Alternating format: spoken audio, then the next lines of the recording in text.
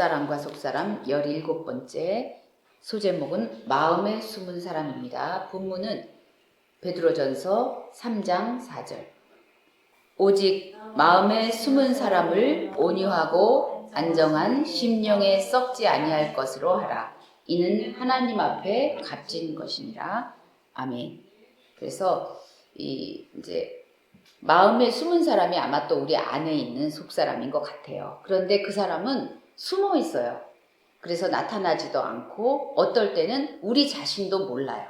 숨어 있기 때문에 깊이 숨어 있습니다. 그래서 그 숨은 사람을 온유하래요. 그래서 우리가 일반적으로 알고 있는 그 온유랑은 세상 개념이랑은 조금 다르게, 온유는 진리에 굳게 서서 좌로도 우로도 치우치지 않고 흔들리지 않는 그 상태라고 저는 깨닫고 있습니다. 그 온유하고 안정한 심령. 그래서 그 안정한을 찾아봤더니 뭐 비슷한 내용이에요. 고요하고 뭐 평화롭고. 그런데 저는 이 말씀을 찾으면서 안정한 심령 하면서 묵상해 볼 때 저는 이렇게 마음에 다가오더라고요.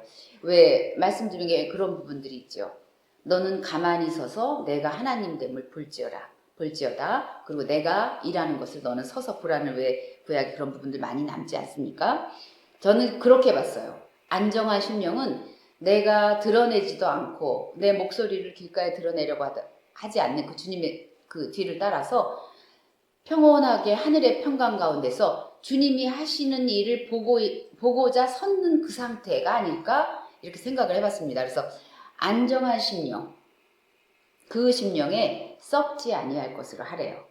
그래서 이것이 하나님 앞에 값진 것이니라 이렇게 나왔는데, 저는 이 말씀하고 어떻게 연관이 되는지는 모르는데 이 말씀을 묵상할 때 누가 떠올랐냐면 그 야곱이 떠올랐어요. 그 야곱 있잖아요. 야곱. 그러면서 그 야곱이 어떻게 이렇게 연결이 되면서 이제 오늘 그래서 또 시편 19편 12절에 보니까 자기 허물을 능히 깨달을 자가 누구리요? 나를 숨은 허물에서 벗어나게 하소서. 그러면서 아까 마음에 숨은 사람, 그 사람이 어떤 때는 본인도 모른다고 했거든요. 그래서 자기의 그 허물을 자기가 몰라요. 그래서 자기는 지금 잘 가고 있는 것인 줄 알고 착각하고 가는 경우가 너무 많은데, 이제 그 부분을 이제 또 우리가 베드로전서에 보면 기만당하고 이제 그런 부분들이 있지 않습니까? 그리고 어떤 길은 사람이 보기에 굉장히 유익하고 자기에게 좋은 길이라고 하고서 가는데 나중에 알고 봤더니 그것이 사망의 길이라고 또 잠언에도 나와 있지 않습니까? 그 내용이더라고요. 그래서 다윗이 이 기도를 했어요. 자기 허물 깨달을 자가 없어요. 사람은. 왜냐하면 부패했기 때문에 허물이 또 없는 사람은 없거든요. 그런데 그거를 깨닫는 게 복인데 못 깨달아요. 대부분은 몰라요. 그래서 분노가 나오고 다툼이 나고 정죄가 나고 판단이 나고 이렇게 하는 거더라고요. 저는 다 알아요. 본인이 입장에서 볼 때는. 그래서 내로남불이 또 나오는 거더라고요. 나는 다 로맨스야. 근데 너는 불이야, 아니야. 이렇게 얘기하는 게 나오더라고요. 그래서 이제 마음에 숨은 사람. 또 고린도 후서 10장 17절에 보니까 17절 18절 보니까 자랑하는 자는 주 안에서 자랑하래요. 네가 정말 자랑할 것이 있느냐? 그럼 네가 주 안에 서 있을 때 그때 자랑할 것이 있을 수도 있다. 네가 만약에 주 안에 없는 바깥에 인간으로 홀로 서 있을 때는 자랑할 게 사실은 없다는 얘기예요. 이게 꼭 주 안에서 자랑해라 이 말이 아니라 인간 본연의 그 상태로는 자랑할 게 없어. 왜냐하면 하나님이 아무리 땅을 이렇게 굽어보시면서 찾아봐도 없다고 하셨거든요. 의인은 없고 하나도 없고 다 치우쳐서 불의의 길로 가고 있는데, 네가 주 안에 함께 있지, 주와 함께 가지 않는 길에는 자랑할 게 없는데 너희들이 그것을 깨닫지 못하는구나. 그래서 그렇게 세상이 시끄러워요. 자기 자랑하느라고. 그러니까 다른 사람에 대해서는 정죄요 판단하느라고 시끄럽고 자기에 대해서는 알게 모르게 자랑하고 싶어서, 그 아무것도 없는 상황인데도 그렇게 자랑할 게 많더라고요. 또 다 속는 겁니다. 그래서 주 안에서 자랑하래요. 그래서 옳다 인정함을 받는 자는 자기가 자기를 칭찬하는 자가 아니라 오직 주께서 그래 너가 옳구나, 너가 맞다, 이렇게 주께서 인정해 주실 때 그게 참 칭찬받을 만한 그런 상태인 것 같다고 제가 묵상이 됐습니다. 그래서 이제 오늘 야곱에 대해서 좀 살펴보겠습니다. 야곱 창세기 25장 29절에서 34절까지. 야곱이 죽을 쑤었더니 에서가 들에서 돌아와서 심히 피곤하여 야곱에게 이르되 내가 피곤하니 그 붉은 것을 내가 먹게 하라 한지라. 그러므로 에서의 별명은 에돔이더라. 야곱이 이르되 형의 장자의 명분을 오늘 내게 팔라오. 에서가 이르되 내가 죽게 되었으니 이 장자의 명분이 내게 무엇이 유익하리요. 야곱이 이르되 오늘 내게 맹세하라. 에서가 맹세하고 장자의 명분을 야곱에게 판지라. 야곱이 떡과 팥죽을 에서에게 주매 에서가 먹으며 마시고 일어나 갔으니 에서가 장자의 명분을 가볍게 여김이었더라. 자, 여기 봤더니 에서가 들에서 돌아와서 피곤해서 이제 그 배가 고프고, 그래서 뭐라고 말하냐면 내가 죽게 되었다고 했어요. 그래서 이 말씀을 보다 보니까 진짜 우리도 이런 말 많이 하지 않습니까? 배고파 죽겠다, 힘들어 죽겠다, 죽겠다 많이 하잖아요. 근데 그 말들을 이렇게 가만히 생각해 보니까 죽겠다 할 때 그 앞전에 나오는 것들을 다 이렇게 가만히 생각해 보니까 이거는 육체의 것들, 보이는 것들에 집중해 있을 때는 다 죽겠어요. 너무 힘들고 너무 배고프고 너무 보고 싶어 죽겠고 너무 외로워서 죽겠고 다 죽겠어요. 그런데 주님은 뭐라고 말씀하십니까? 우리 저번에 피투성이가 되어도 넌 살아있어야 돼. 근데 물론 그게 뭐 딱 이 적용되는 부분은 아니지만 우리는 참 죽겠다고 잘해요. 그러니까 그런 경우는 대부분 이렇게 내가 육체의 삶을 이렇게 살아가는 과정에서 어느 부분에 집중하다 보면 또 만족이 없거든요. 그러니까 좀 그렇게 많이 죽겠는 부분들이 일어나더라고요. 그래서 에서가 바로 요 상태였어요, 지금. 지금 들에서 왔는지 어쨌는지 배가 너무 고픈 거예요. 죽겠다. 그러니까 다른 게 보이지가 않아요. 진짜 중요한 것. 그러니까 급한 것, 중요한 거 얘기하지 않습니까? 그런데 여기선 정말 이 배고픔을 채우는 일이 가장 급하고 이것이 가장 중요한 일이에요. 그래서 팔아버리죠, 그냥. 그 죽을 먹고 먹음에 마시고 일어나 갔으니 에서가 장자의 명분을 가볍게 여김이었더라. 저는 사실 그 말씀이 어딨나요? 그 로마서 9장인가에 보면, 로마서 9장 제가 읽겠습니다. 로마서 9장 10절에서부터 이렇게 쭉 보니까 그뿐 아니라 또한 리브가가 우리 조상 이삭 한 사람으로 말미암아 임신하였을 때 쭉 이제 하다 보면 기록된 바 내가 야곱은 사랑하고 에서는 미워하였다 하신과 같으니라, 이 말씀을 제가 읽을 때 이건 좀 너무하지 않아? 하나님은 그냥 당신 마음대로야. 그냥 마음대로 사랑하고 미워하고, 그래서 나도 에서의 입장에 설 수 있잖아요. 그냥 나는 너가 싫어, 이럴 수도 있잖아요. 그런데 제가 이번 주에 이 말씀을 묵상하면서 우리가 많은 부분 이런 얘기하지 않습니까? 예정설, 자유의지설 많이 얘기하잖아요. 그래서 누구는 아예 구원되기로 작정되어 있었다. 그거 이제 예정설이라고 하고, 아니야, 의지로 하나님을 찾아가면, 그래서 둘 다 맞아. 어떤 때는 천국 가보면 알 거야. 여기서는 두 개가 너무 팽팽하게 하기 때문에 어떤 때는 그 부분이 맞는 것 같고 어떤 때는 저 부분이 맞는 것 같은데, 저는 이렇게 묵상이 됐습니다. 하나님은 모든 사람이 구원받고 진리를 아는 데 이르기를 원하셔. 그래서 이거는 자유의지설하고 비슷하죠. 같이 이제 맥이 닿는데, 그럼 예정설은 뭐냐? 그런데 하나님은 다 원하시는데 그 중에서 처음부터 우리는 잘 다 분간하지 못하지만 하나님께서는 아시기 때문에 그 중에서 처음부터 하나님이 보시는 그 시선으로 볼 때 하나님께 향하는 심령이 있어. 그래서 그를 하나님이 구원하시려고 작정하시고 그 길로 인도하시는 부분이야. 그러니까 사실은 예정설도 다 맞고 자유의지도 맞아요. 둘 다 틀린 게 아니더라고요. 우리는 어떤 게 더 맞나 이렇게 봤는데 둘 다 맞더라고요. 왜냐하면 하나님은 다 구원하시기 원하셔요. 그래서 이거는 자유의지에 자기가 선택해서. 그런데 또 그 중에서 하나님이 보시는, 그래서 제가 오늘 이 로마서 9장에 있는 말씀, 야곱을 처음부터 사랑하셨어? 왜일까? 근데 하나님이 아무 근거 없이 나는 야곱이 좋아서, 저는 이런 부분으로 알았거든요. 근데 오늘 말씀을 보다 보니까 아닌 것 같아요. 자, 그래서 그 말씀이 어디 있냐면 이제 둘이 싸우게 되는 그 부분이 있어요. 창세기 25장 21절부터 28절 여기 먼저 보겠습니다. 이삭이 그의 아내가 임신하지 못함으로 그를 위하여 여호와께 간구하매 여호와께서 그의 간구를 들으셨으므로. 그래서 이삭도 기도로 낳은 아들 아닙니까? 약속으로 낳은 아들인데 또한 이 쌍둥이도 그러니까 아들 하나에서 이렇게 쌍둥이로 갈라지더라고요. 두 민족이 두 백성이. 그의 아내 리브가가 임신하였더니 그 아들들이 그의 태 속에서 서로 싸우는지라. 저는 이 말씀 보면서 지금 바깥에 나와서 생명으로 이렇게 눈에 보이는 상태, 보이는 세상이 아직 물론 뱃속에서는 있지만 우리 모든 사람의 눈에 보이는 그 상태가 아니거든요. 근데 그 아들들이 그의 태 속에서 서로 싸운대요. 벌써 뜻이 싸운다는 것은 뭔가 의지가 섰고 마음이 생각이 섰다는 거 아니에요? 서로 싸웠대요. 그런데 그가 이르되 리브가가 얘기하는 거예요. 그가 이르되 이럴 경우에는 내가 어찌할꼬 하고 가서 여호와께 묻자왔대요. 그래서 그래서 또 이 리브가의 역할이 컸구나 하는 게 제가 이제 느꼈어요. 왜냐하면 그러면서 제가 묵상해 볼 때는 아버지는 뱃속에다가 이 아이들을 넣고 있지 않기 때문에 얘네들이 싸우는지 그 아주 미세한 그 차이라든지 그 움직임을 잘 알지 못해요. 그런데 엄마는 배 안에다 넣고 있잖아요.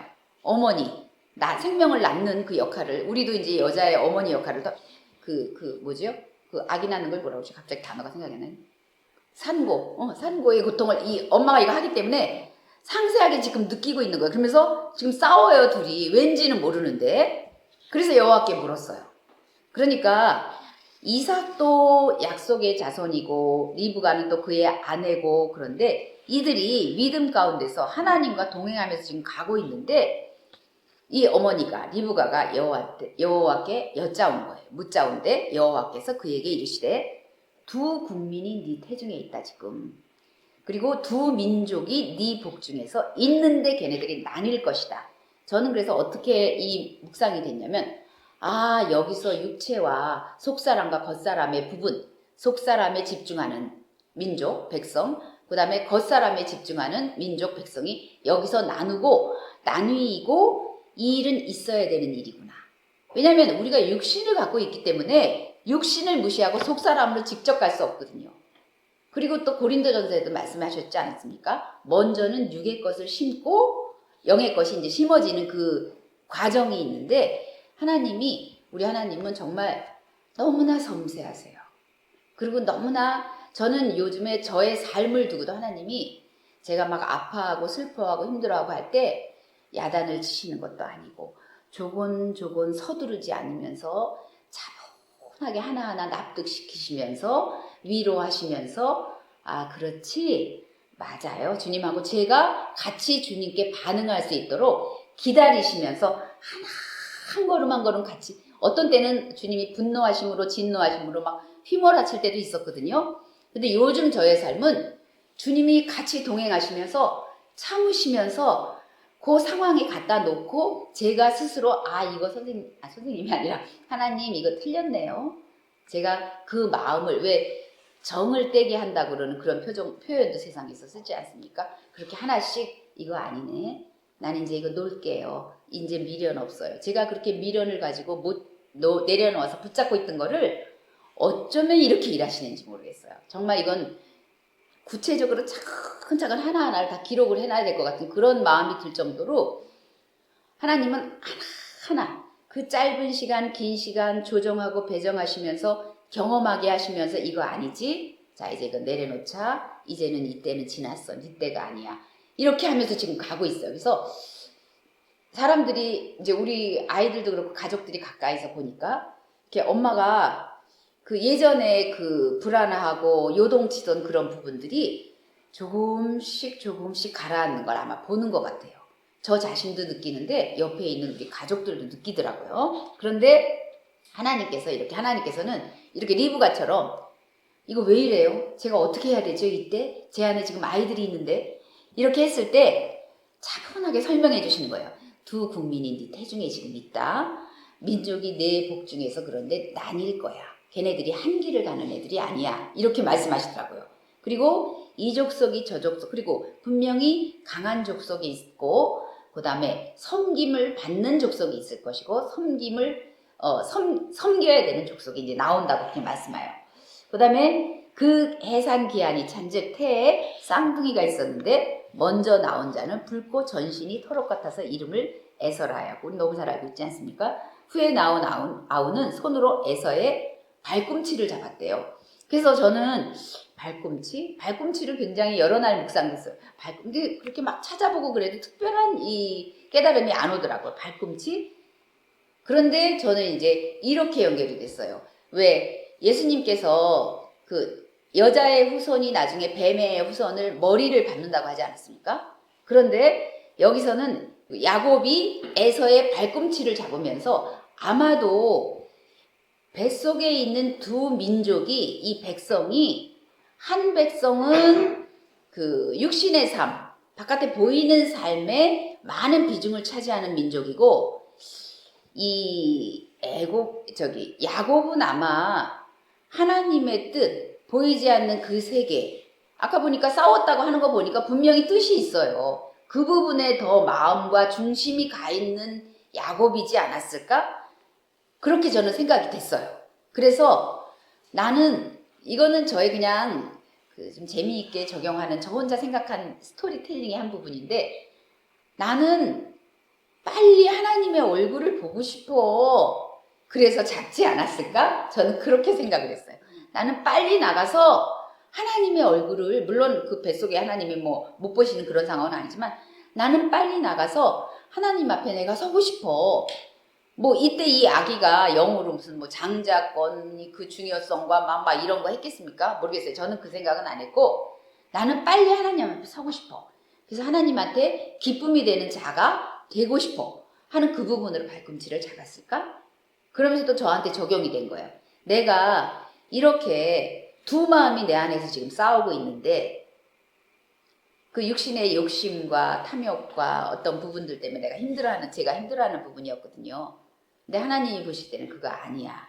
이제는 그게 아니고 무엇이 중요한지 생각해라. 그래서 제가 막 요동치니까 차분하게 가라앉히시고, 그런데 제가 이 야곱을 생각하면서 혹시 야곱은 내가 어떻게 해서든지 하나님 앞에 기쁨이 되고 사실은 이 뱃속에 있을 때 더 하나님한테 예민할 수도 있어요.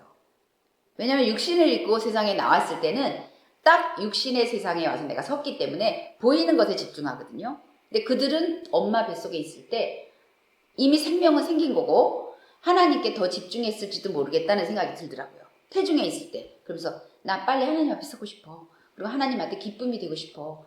그 길을 나는 가고 싶어. 이건 그냥 제가 만들어낸 이야기입니다. 그래서 발꿈치를 잡았으므로 그 이름을 야곱이라고 하였으며 리브가가 그들을 낳을 때 이제 이삭이 60세였더라.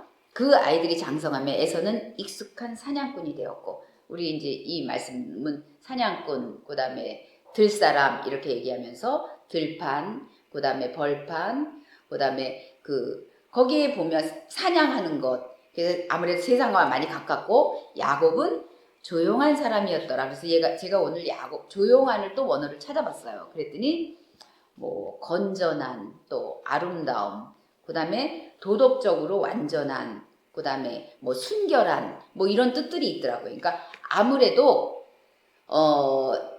이 뭐라고 말할까요? 육신의 활동과 움직임과 보이는 이 세계보다는 차분하게 앉아서 생각하고, 우리는 하나님께 가까이 갈 때 생각하고 기억하고 그런 부분들이 많이 있어야 되지 않습니까?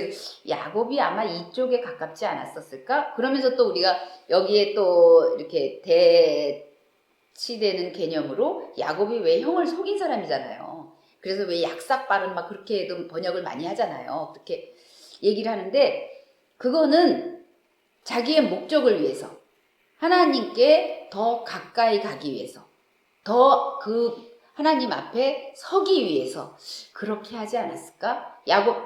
그래서 야곱의 또 치사한 점을 생각하면 근데 저는 그걸 생각하면서 이건 치사하기보다는 인간의 본성 아니야. 왜 형 만나러 갈 때 무서워서 때를 막 나눠갖고 먼저 보내고 자기는 뒤로 빠졌잖아요. 그리고 두 때로 나누면서 얘가 이제 형한테 공격을 당하면 그 다음 때는 살려두고. 근데 그거를 야곱만 약삭 빠르다고 그거를 지칭할 수 있을까?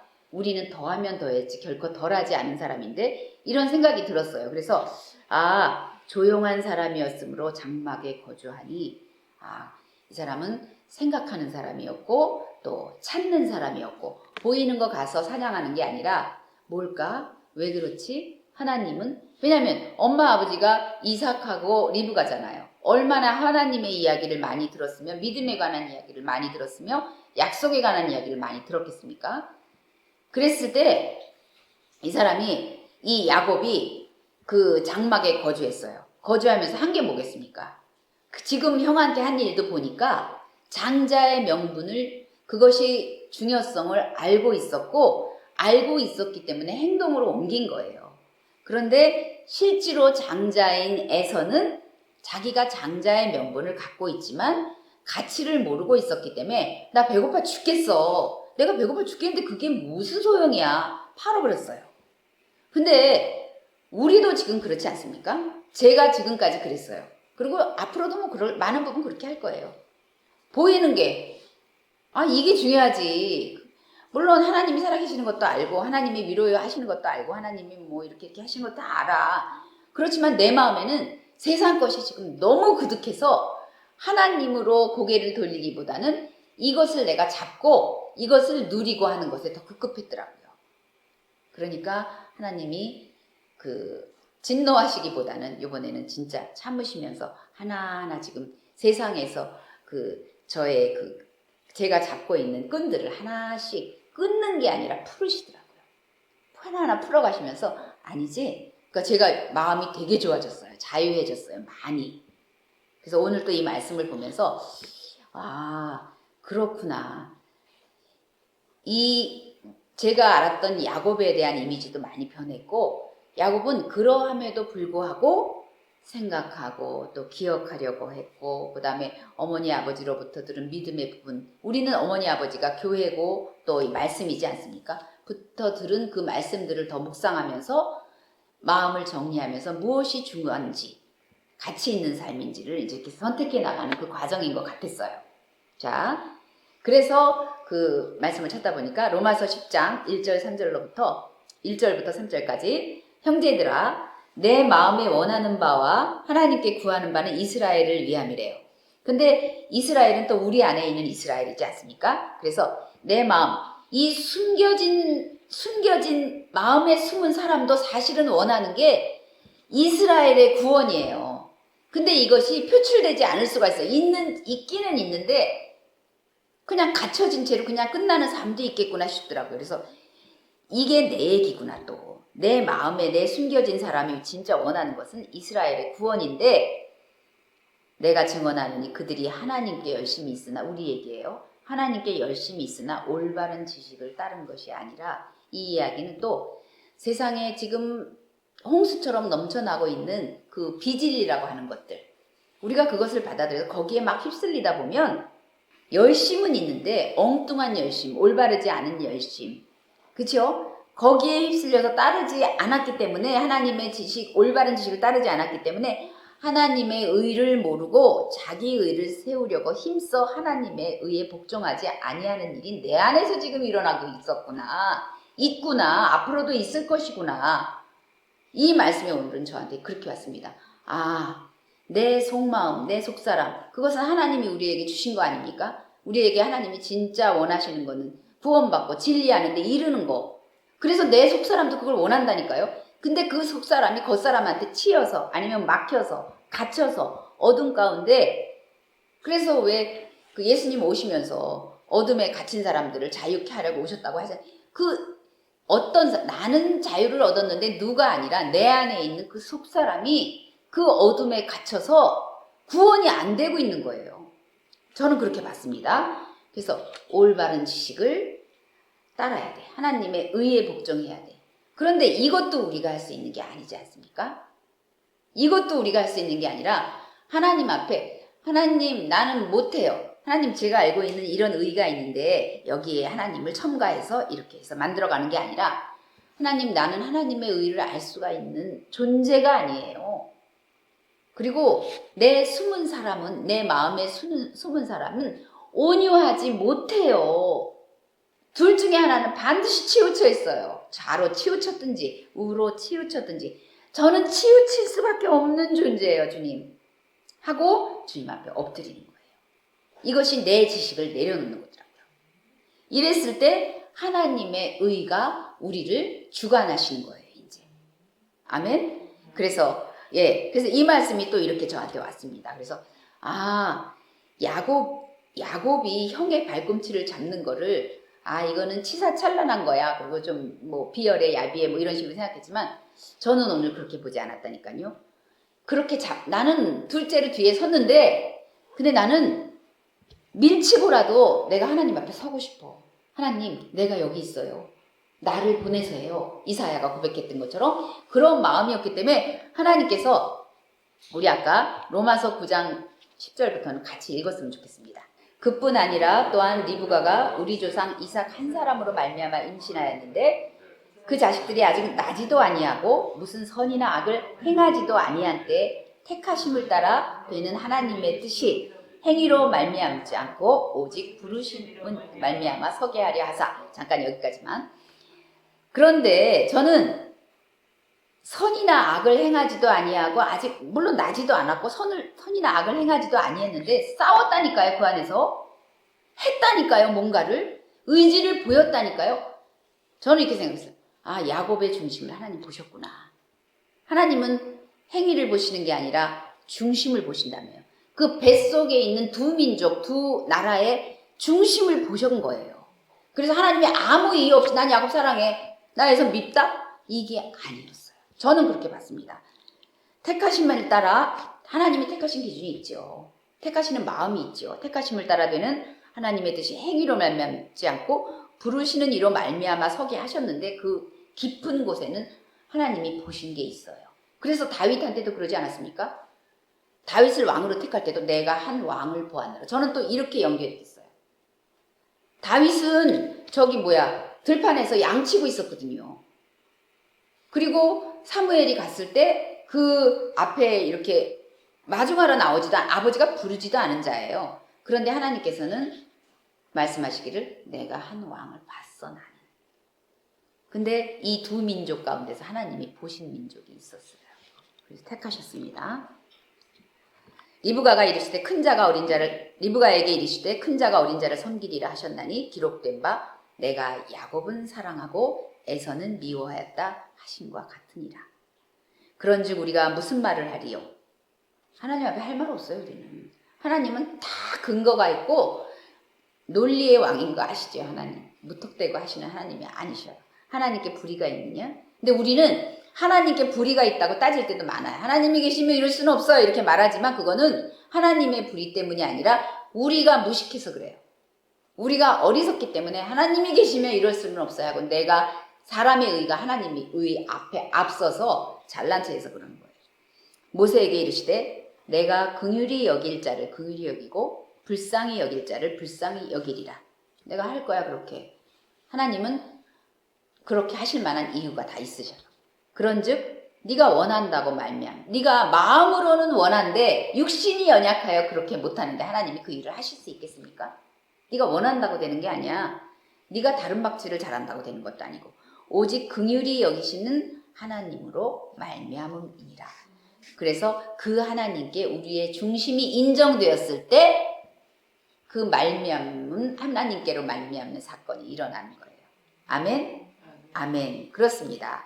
그래서 저는 오늘 이 마음에 숨은 사람, 그래서 내 마음에 숨어 있는 사람을 제가 둘이를 마주 진짜 적나라하게 본 요즘 몇 달간이었거든요. 그래서 이 사람이 온유하고 그 안정한 심령, 요동하지 않는 잠잠한 가운데 하나님께서 하시는 일을 볼 수 있는 그 사람. 그렇게 됐을 때 저는 썩지 않는 영원한 씨를 가진 자로서 거듭남으로 넘어가면서 영생을 소유하게 되는 거더라고요. 아멘. 아멘. 그렇습니다. 그래서 그런데 이 말씀 보다 보니까 우리 마음에 숨은 사람, 그 숨은 사람한테 쓴 뿌리가 있어요. 태생적으로. 그 속 사람을 이렇게 묵상하다 보니까 우리가 너무 잘 알지 않습니까? 왜 복음서에도 네 마음에서 나오는 것들은, 그리고 그것이 결과로 하나님 앞에서 그 쓴 뿌리의 요소로만 나와 있는 것도 있고, 그 결과로 우리가 어떤 일들을 했는지도 나온 것들이 있더라고요. 그래서 한번 보겠습니다. 마가복음 7장 20절 23절 이건 제가 읽겠습니다. 또 이르시되 사람에게서 나오는 것이 그 사람을 더럽게 하느니라. 그래서 속에서 사람, 곧 사람의 이 속에서 마음에 숨은 사람, 나오는 것은 악한 생각과 뭐 음란과 도둑질과 살인과 간음과 탐욕과 악독과 속임과 음탕과 질투와 비방과 교만과 우매함. 이거 다 외우기도 힘들어요. 이 모든 악한 것이 다 속에서 나서 사람을 더럽게 하느니라. 우리 이 말씀 많이 받지 않습니까? 그리고 고린도전서 10장 7절부터는 같이 읽겠습니다. 그들 가운데 어떤 사람들과 같이 너희는 우상 숭배하는 자가 되지 말라. 기록된 바 백성이 앉아서 먹고 마시며 일어나서 뛰논다 함과 같으니라. 그들 중에 어떤 사람들이 음행하다가 하루에 23,000명이 죽었나니 우리는 그들과 같이 음행하지 말자. 그들 가운데 어떤 사람들이 주를 시험하다가 뱀에게 멸망하였나니 우리는 그들과 같이 시험하지 말자. 그들 가운데 어떤 사람들이 원망하다가 멸망시키는 자에게 멸망하였나니 너희는 그들과 같이 원망하지 말라. 그들에게 일어난 이런 일은 본보기가 되고 또한 말세를 만난 우리를 깨우치기 위하여 기록되었느니라. 그런즉 선줄로 생각하는 자는 넘어질까 조심하라. 아멘. 그래서 우리는 많은 부분 우리가 기본으로 섰다고 생각하는 부분이 많거든요. 근데 그건 몰라서 그래요. 그래서 우리가 기만당하고 거짓에 휩싸여서 내가 거짓이니까 거짓과 거짓이 같은 류이기 때문에 분별 못해요. 그런데 하나님의 말씀이 들어오고 우리 안에 생명이 들어오기 시작하면 막 속에서 힘들죠. 그러면서 이제 그런데도 어떤 때는 진리를 거짓이 덮어 씌울 때도 많아요. 예, 우리가 원래 그게 훨씬 많은 비중을 차지하고 있기 때문에. 그래서 우상 숭배하는 자, 우리 광야에서 나올 때 너무나 많이 했지 않습니까? 그래서 지난주 그 예배 때도 그 말씀이 나왔죠. 비느하스인가. 그래서 그 진짜 영원히 기록되는 우상 숭배하고 여기 음행하고 시험하고 원망하고 이거 우리 단골이에요. 그래서 이 마음에 숨은 사람의 이 쓴뿌리가 우리 안에서 계속 나오고 있다는 것을 기억해야 돼요. 그런데 많이 잊어버리고 살죠. 그래서 히브리서에 보니까 이 쓴뿌리에 대한 얘기가 있더라고요. 히브리서 12장 15절로 17절. 너희는 하나님의 은혜에 이르지 못하는 자가 없도록 하고 또 쓴뿌리가 나서 괴롭게 하여 많은 사람이 이로 말미암아 더럽게 되지 않게 하며. 이제 여기까지만 먼저 읽겠습니다. 저는 요즘에 이제 이 말씀을 묵상하고 이제 이렇게 제가 또 이렇게 힘든 과정을 겪으면서 이렇게 들어가면서도 이론으로는 알던 부분인데 점점 더 딱 머리에 떠오르는 게 뭐냐면 은혜. 딱 요 두 글자밖에 없어요. 저의 요새 온 마음을 차지하고 있는 단어는 은혜예요. 하나님의 은혜만이 살 길이다. 그래서 왜 죄가 왕노릇하던 그곳에서 살았던 제가 이제 하나님의 나라로 들어왔는데 하나님 나라에 들어온 바에는 은혜가 왕노릇하면서 은혜가 저를 주장하는 것 이외에는 바랄 게 없더라고요. 모든 것이 다 은혜 가운데로 들어가 있을 때 그냥 상황이 종료되더라고요. 그저 하나님의 은혜. 다 은혜고 제가 지금 생명이 붙어 있는 것도 은혜고 오늘 이 시점에 서 있을 수 있는 것도 은혜고 그 어려움 가운데 마음의 불편함 가운데서 지금 평화를 조금씩 회복하고 있는 것도 은혜고 우리 남편을 보게 된 것도 은혜고 우리 아이들이 저녁 때 지금 들어오는 것을 보면서 제가 왔는데 그 아이들을 보게 된 것도 은혜고 제가 퇴직을 한 것도 너무나 은혜였더라고요. 저는 퇴직하는데 미련이 많았거든요. 근데 너무너무 은혜로운 그 일이라는 것을 하나님이 사건을 통해서 차곡차곡 설명하면서 저는 그렇군요. 그러니까 억지로 내가 저번에 이제 그랬잖아요. 감사는 되는데 기쁨은 안 된다. 예, 막 그렇게 거기서 막 힘들어 했는데 이제는 막 기쁨이 솟고 있어요. 하나님이 이래서 나를 이렇게 이때 이제는 네 때가 아니다. 이제 네 때는 또 다른 문이 열리고 이제 그 문을 열고 들어가야 될 때야. 근데 너는 그걸 못 놓고 있으니까 이 문으로 발걸음을 못 대지 않니? 그런데 하나님은 저를 탁 끊어내면서 하신 게 아니라 자, 이거 손가락 하나 띄워봐. 자, 놓아봐. 이게 네 게 아니지 이제? 너무 놀랍습니다. 그래서 또 야, 정말 놀랍지 않니? 이 얘기를 또 시작하고 있어요. 한동안 그거 못했거든요. 근데 이제 요즘에 다시 시작하고 있어요. 정말 놀랍지 않니? 이렇게 하고 있습니다. 그래서 그 은혜예요, 은혜. 하나님의 다 은혜예요. 근데 은혜는 그야말로 사도 바울이 그랬던 것처럼 그 껍질이 벗겨지고 내가 눈을 새로 뜨게 됐을 때 그 은혜가 보이지. 제가 이렇게 은혜의 강물에서 왜 내 주의 은혜 강가로 찬양을 그렇게 좋아하는 찬양이거든요. 그런데도 맨날 찬양을 했는데 한 번도 은혜를 경험하지 못했었더라고요, 제가. 참. 그런데 요즘에 은혜구나. 다 은혜구나. 은혜에 관한 찬양도 얼마나 많습니까? 많이 불렀었어요. 그런데 그게 제 것이 아니었어. 그때는 아직 저의 은혜의 때가 아니었나 봐요. 이제 정말 은혜구나. 은혜구나 하면서 하나님 이것이 다 하나님의 은혜입니다 하고 고백이 조금씩 나오기 시작하고 있어요. 하나님 그때를 기다리신 것 같아요. 그래서 근데 하나님의 은혜에 이르지 제가 못했잖아요. 그 다음에 못하는 자가 없도록 하라는데 저는 못 이루고 있었어요. 근데 요즘에 하나님의 은혜 가운데 조금 발걸음을 떼기 시작했고 그러다 보니까 왜 그렇게 됐나 하다 보니까 제 안에서 쓴뿌리들이 다 재해지지 않고 왜 목사님 그 금년 2022년 들어오시면서 계속 그랬잖아요. 들어오면서 다 육을 제거하느라고 그렇게 고생하셨고 막 이게 쓴뿌리예요. 우리 안에 아까 있던 그 마음에서 나오는 더러운 쓴뿌리를 우리가 행위를 막 보였던 거 그런 쓴뿌리들이 제 안에서 막 이제 막 드러나기 시작하는 거예요. 총출동해서 드러나니까 근데 그것들은 이 말씀에 보니까 많은 사람이 이로 말미암아 더러워졌대요. 그래서 목사님 저번에 말씀 우리 같이 나눴지 않습니까? 막 내 안이 얼마나 더러운지 몰라요. 쓴뿌리 때문에 그러더라고요. 근데 이게 도대체 왜 이런 거야 하고 막 힘들었었는데 하나하나 주님께서 짚어주시면서 알게 하시고 또 말씀이 오셔서 이렇게 하면서 맞지 맞아요 은혜군요. 이게 원망이 아니라 제가 좀 원망이 있었거든요. 미련이 있었고 이게 아니라 은혜군요. 은혜에 못 이뤘어요. 쓴뿌리 때문에. 근데 그 부분들이 지금 드러나면서 하나씩 아직 완전하지는 않지만 은혜에 이르기 위해서 제 입으로 자꾸 마음으로 믿고 입으로 시인하는 부분들이 지금 일어나고 있습니다. 네, 아멘. 그래서 또 음행하는 자와 혹 한 그릇 음식을 위하여 장자의 명분을 판에서 이거 우리입니다. 장자의 명분의 중요성을 모르고 보이지 않는 세계가 중요하다는 거 알고 하나님이 중요하다는 거 알지만 그건 머리예요. 에서도 몰랐겠습니까? 엄마 아버지가 리브가하고 이삭인데 알았을 거예요. 그런데 팔아버렸어요. 왜냐하면 배가 너무 고팠거든요. 그 배고픔이 너무 컸거든요. 그래서 팔아버렸어요.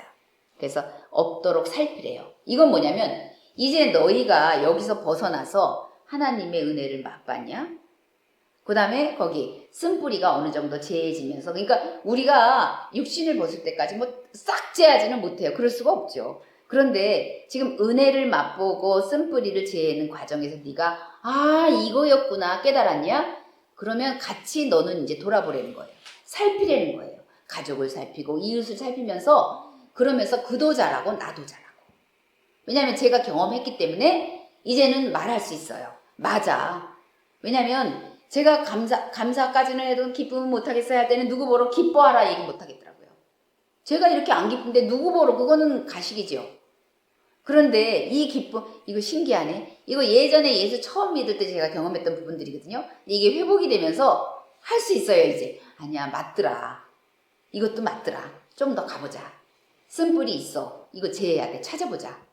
그리고 은혜야. 쓴뿌리가 지금 드러나는 것도 은혜야. 왜냐하면 제하시려고 그렇게 하시는 거야 하고 제가 얘기할 수 있더라니까요. 아멘. 그래서 하나님께서는 우리를 살리시는 이유는 너가 그 자리에 주저앉게 아니라 네가 문을 열고 들어갔니? 그럼 네가 또 다른 사람의 문을 열어. 그가 들어오게 하고 그 문이 열고 또 주님이 들어가시게. 금년에 우리 표가 그거 아닙니까? 주님이 서 계신데 네가 도와줘. 그랬을 때 그가 안에서 문을 열 수 있도록 도움이 필요한 자들을 이렇게 붙이셔요. 그래서 근데 또 그게 또 하나님의 때가 있잖아요. 그래서 나중에 망령된 자가 없도록 살피라. 너희가 아는 바와 같이 그가 그 후에 축복을 이어받으려고 눈물을 흘리며 구하되 버림바가 되어 회개할 기회를 얻지 못하였느냐 그랬어요. 이것도 하나님의 때가 있어요. 그래서 우리가 이렇게 내 문제에 갇혀서 언제까지 이러고 있을 때는 아닌 것 같더라고요. 창세기에 보니까 27장 36절 그 아버지한테 가서 막 얘기하지 않습니까? 창세기 27장 36절 보니까 에서가 이르되 그의 이름을 야곱이라 함이 합당하지 아니하나이까. 이제 막 원망이 그잖아요. 근데 이 원망은 또 이게 쓴뿌리에서 나오는 거예요. 왜냐면 에서가 쓴뿌리가 많이 있잖아요. 또. 그가 나를 속임이 이것이 두 번째니이다. 전에는 나의 장자의 명분을 빼앗고. 근데 우리가 할 말이 없어요. 명분을 막 칼을 들이대고 빼앗은 게 아니잖아요. 그냥 죽을 끓이고 떡을 준비했을 뿐이에요. 근데 와서 그냥 달라 그랬어요. 그때 그러면 나한테 장자의 명분을 주겠어요? 그런데 이게 전혀 귀하지 않았기 때문에 그래 아이고 그러세요. 그렇게 하시도록 하세요 하고 준 거예요. 그런데 이 당한 입장에서 보면 나중에 알고 보니까 그 가치가 얼마나 중요한 거를 알고 나니까 빼앗았다고 얘기하고 저 나쁜 놈이라고 얘기하잖아요. 나쁘다고? 제가 그 일을 당했다면 나중에 제가 에서의 입장에 있다면 그를 그렇게 나쁘다고 원망하고 손가락질만 하지는 못할 것 같아요. 제가 그 자리에서 했던 일을 생각하면. 자, 그래서 명분을 빼앗고 이제는 내 복을 빼앗았나이다. 또 이르되 아버지께서 나를 위하여 빌복을 남기지 아니하셨나이까? 이삭이 에서에게 대답하여 이르되 내가 그를 너의 주로 세웠다. 그리고 이 축복권은 한번 가면 다시 이제 애들 물건 바꾸듯이 그렇게 할 수 없는 거잖아요. 예, 주로 세웠다. 그리고 이것은 하나님이 뱃속에서부터 두 민족 두 백성에서부터 보셨기 때문에 그때 이미 사랑하셨던 그 일이더라고요. 그래서 우리의 중심이 그래서 그렇게 중요한가 봐요. 중심. 그의 모든 형제를 내가 그에게 종으로 주었으며 곡식과 포도주를 그에게 주었으니 내 아들아 내가 내게 무엇을 할 수 있으랴. 그러니까 이때 이삭은 사실은 이삭이 했지만 하나님의 일을 대신한 거죠. 그렇죠? 사실은 이거 하나님의 계획 속에 있었기 때문에 이삭이 이럴 수밖에 없었고 이삭은 그 일대로 한 거더라고요. 그래서 이제 이걸 보면서 그러면 장자권이 뭘까? 시간이 많이 됐는데 하여튼 장자권이 뭘까도 제가 좀 생각해 봤습니다. 그래서 장자권은 하나님께서 그 중심을 받기를 원하시는 그 마음의 발로였던 것 같아요. 하나님께서. 그래서 하나님이 우리 모두를 너무 사랑하시고 다 내 백성 나의 이렇게 같이 교제하고 찬양하고 내가 너로부터 영광 받기를 원해 그랬는데 그 언약 가운데 있으면서 징표로 받기를 원해. 그래서 구약에는 할례를 했지만 그 할례는 그냥 표징이잖아요. 그래서 마음에다 할례를 해라 했지만 또 하나님께서는 보시기에 네 장자를 나한테 줘. 왜냐면 장자가 왜 기력의 시작이요 너의 마음이 거기 다 있고 그러면서 생각해봤더니 우리나라도 그 장자를 되게 중요하게 여겼잖아요. 그 남존여비 사상도 그렇지만 그 장자는 제사도 지나 그래서 제산도 더 훨씬 많이 주고 요새는 많이 바뀌었지만 그래서 보면 우리나라가 굉장히 영적인 그 유산을 많이 갖고 있어요. 정한수 떠놓고 빌고 하얀 옷 입고 하여튼간에 굉장히 많아요. 생각해보면. 근데 이 장자권이 바로 그거더라고요. 하나님은 이 장자를 통해서 네 중심을 받고 싶어. 그런 하나님의 생각이셨던 것 같아요. 그래서 이 장자권이 그래서 민수기 8장 16절에 보니까 이스라엘 자손 이제 그 레위한테 그들은 이스라엘 자손 중에서 내게 온전히 드린 바 된 자니라. 이스라엘 자손 중 모든 초태생 곧 모든 처음 난 자 대신 내가 그를 받았다 이렇게 얘기하셨는데 모든 가정마다 모든 사람마다 장자를 다 하나님이 이렇게 취하시기가 그렇잖아요. 그러니까 레위인을 세우고 레위인으로 받고 레위인의 가축을 통해서 받고 이것이 다 대신하는 거야. 하나님이 그렇게 그야말로 뭐라고 말할까 퉁쳐준다고 하실까? 네, 그렇게 하시면서 그렇게 해라. 그래서 우리가 지금 우리는 지금 모든 사람이 왕 같은 제사장의 시대에 살고 있지만 이제 하나님께서 그렇게 장자권을 축복을 주셨던 이유는 바로 내가 너를 받기를 원해. 너를 다 받는 거야. 그를 통해서. 그 중심을 통해서 이제 그렇게 말씀하시는 것 같았습니다. 그래서 우리가 그러면서 말씀 이제 요거만 찾아보겠습니다. 신명기 요거 21장 15절 17절 제가 읽겠습니다. 어떤 사람이 두 아내를 두었는데 하나는 사랑을 받고 하나는 미움을 받다가 그 사랑을 받는 자와 미움을 받는 자가 둘 다 아들을 낳았다 하자. 그 미움을 받는 자의 아들이 장자이면 자기의 소유를 그의 아들들에게 기업으로 나누는 날에 그 사랑을 받는 자의 아들을 장자로 삼아 참 장자 곧 미움 받는 자의 아들보다 앞세우지 말라 그랬어요. 이게 하나님 법이더라고요. 근데 전 이 말씀 보다가 예전에 그 태조 이성계가 그 이방원이 왜 나중에 난을 일으키고 그거 다 엎어버렸냐면 태조 이성계가 그 나중에 얻은 젊은 부인에게서 난 아들들을 그 자기 다음 후손으로 세우려고 그렇게 했어요. 그랬더니 본부인에게서 난 그 이방원이 그걸 엎어버린 거거든요. 근데 이 말씀 보면서 하나님도 이제 이 말씀이 또 왜 연결이 되냐면 하나님도 네가 사랑하지 않고 두 번째로 사랑하는 그 부인에게서 난 자지만 그 아이가 참 장자이기 때문에 너의 기력이 그에게 있다는 거예요. 그래서 그 아내의 얼마나 사랑함을 보는 거지. 근데 남자들은 또 그런가 봐요. 아내를 더 많이 사랑하면 그 아이들이 또 더 사랑돼서 거기한테 이제 인계를 하려고 하는 것 같은데 하나님 보시기에는 아니에요. 네가 그렇게 기뻐하지 않은 아내라 할지라도 그 장자가 참 장자고 그 장자가 너의 기력의 시작이고 너의 중심이야. 사람이 볼 때는 얘 더 사랑해서 얘가 중심인데요 하는 것 같은데 하나님 보시기에는 아닌가 봐요. 그러면서 반드시 그 미움을 받는 자의 아들을 그러니까 참장자를 인정하여 자기의 소유에서 그에게 두 몫을 주래요. 왜냐하면 그는 자기의 기력의 시작이라. 장자의 권리가 그에게 있습니다. 그러니까 이게 우리 영적으로도 또 적용되는 부분이 있더라고요. 이건 좀 나중에 하고 또 신명기 14장 23절에 보면 내 하나님 여호와 앞 곧 여호와께서 그의 이름을 두시려고 택하신 곳에서 내 곡식과 포도주와 기름의 11조를 먹으며 또 내 소와 양의 처음 난 것을 먹고 내 하나님 여호와 경외하기를 항상 배울 것이다. 그러니까 네 중심이 있는 곳에서 나를 경외하려는 거예요. 그래서 네가 형식으로 중요한 것, 네 가장 사랑하는 그 중심을 제외하고 그냥 형식으로 드리는 거는 하나님은 받으실 수 없나 봐요. 네 가장 중심이 있는 그곳에서 나를 경외하는 법을 네가 거기서 배우고 나를 거기서 경외해야지 참으로 나를 경외하는 거다. 이렇게 말씀하시는 것 같았습니다. 아멘. 그래서 오늘은 여기까지 나누겠습니다. 그래서 우리 마음에 숨은 사람, 이것이 또 우리의 중심이에요. 우리의 가장 깊은 곳의 중심을 하나님께 온유함으로 하나님께 드리는 우리 되기를 원합니다. 아멘.